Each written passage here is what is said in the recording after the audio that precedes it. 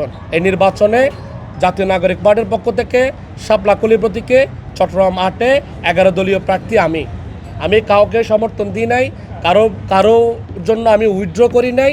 আমি এখানে নির্বাচন করছি এবং সুষ্ঠু নির্বাচন সম্পন্ন না হওয়া পর্যন্ত আমি মাঠে আছি ইনশাল্লাহ। আজকে এর পরবর্তী সময়ে তাইলে মূল কথা কি আমি আপনাদেরকে জানিয়ে দিতে চাই। পরবর্তী সময়ে আমাকে নানানভাবে জিজ্ঞাসা করা হবে, তো এটার জটির সাথে আমাদের সুসম্পর্কটা থাকুক এবং আমরা যাতে জিনিসগুলো ঠিকঠাকভাবে সবগুলা মিডিয়ার সামনে জনগণের সামনে তুলে ধরতে পারি। আপনারা জানেন 11 দলীয় জোটের প্রার্থী ঘোষণার পর থেকেই নানান ধরনের বাজে ঝামেলায় আমাদেরকে জড়ানো হচ্ছিল ইচ্ছাকৃতভাবে। প্রথম এই ঘটনাটা ঘটেছিল কোনো দলের পক্ষ থেকে না, একজন ব্যক্তির পক্ষ থেকে নানানভাবে আমাকে হয়রানি করা হয়েছিল।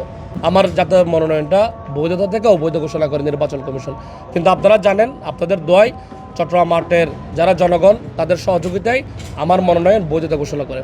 পরবর্তীতে আমরা দেখলাম একই লোক আমার মনোনয়ন বৈধতাটা কেন অবৈধ হবে না এটার জন্য আপিল করে। আপিল করার পরবর্তী সময়ে আমরা যখন ওই ব্যক্তির পার্টির কাছে যোগাযোগ করলাম, আমরা যখন জিজ্ঞেস করলাম যে এটার কারণ কি, তখন ওনারা বললেন ওনারা জোটগতভাবে এটার পক্ষে না, ওনারা সবসময় জোটের যেটা স্থিতিশীলতা ওইটার পক্ষে। টানা তৃতীয়বার অর্জন করেছে দেশের সেরা সুপার ব্র্যান্ড স্বীকৃতি বসুন্ধরা টিস্যু। ওই জায়গা থেকে ওনারা বললেন যে এটা পার্টির পজিশন না, এটা ওনার ব্যক্তির পজিশন। এই জন্য আমি প্রথম থেকে শেষ পর্যন্ত কোনো বিশেষ পার্টি অথবা বাংলাদেশ জামাত ইসলামের প্রতি আমার কোনো ধরনের অনুরাগ বিরাগ নাই। এই সিচুয়েশনে আমরা যেহেতু একটা নির্বাচনী ঐক্যজোটে এসেছি, কিন্তু আমি মনে করি একটা পার্টি একটা দল একটা ব্যক্তির কাছে জিম্মি হয়ে আছে। ওই জিম্মি ব্যক্তিটি সব কিছু করতেছেন। আমার নামে মামলা উপস্থাপন করা থেকে শুরু করে আমার মনোনয়ন কেন বৈধ হবে না থেকে শুরু করে আরও হরেক রকমের জিনিস। আপনারা যদি দেখে থাকেন ফেসবুকে হেন রকমের কোনো প্রপাগান্ডা নাই যেটা আমার বিরুদ্ধে করা হয় নাই।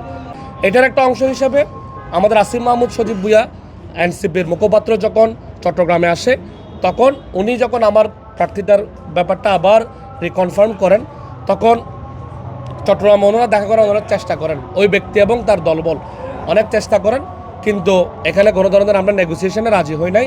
পরে কুমিল্লায় একটা মিটিংয়ে ওনারা ব্যবস্থা করেন, আমি নিজেও ওই মিটিংয়ে যাই। ওখান থেকে ওনাদেরকে বলা হয় এই আসনটা যাতে ওপেন করে দেওয়া হয়, 11 দলীয় জোটের পক্ষ থেকে যাতে এই আসনটা ওপেন করে দেওয়া হয় যে সবাই ইলেকশন করবে। তো ওই জায়গা থেকে আমরা বলি যে আমাদের পার্টির পজিশন যেটা, এটা কখনোই ওপেন হওয়ার নয়। এটা আমরা পুরো বাংলাদেশে 30টা মাত্র আসন নিয়েছি, পুরো চট্টগ্রামে আমাদের শুধুমাত্র একটা আসন, ফলে এটা কখনো ওপেন হবে না। এটা যে প্রার্থী ওই প্রার্থীকে 11 দলের সম্মান করে যেতে হবে।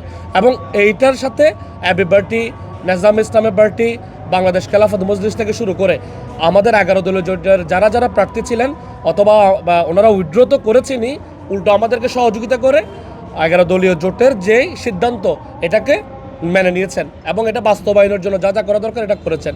আমরা দেখেছি বাংলাদেশ জামাত ইসলামীও এই চেষ্টা করেছেন, কিন্তু একজন ব্যক্তির কাছে পুরা পার্টিটা এক ধরনের কুক্ষিগত হয়ে যাওয়ার কারণে ওনারা ওনাদের সাপোর্টটা যেভাবে দেওয়া দরকার ওভাবে দিতে পারতেছিলেন না।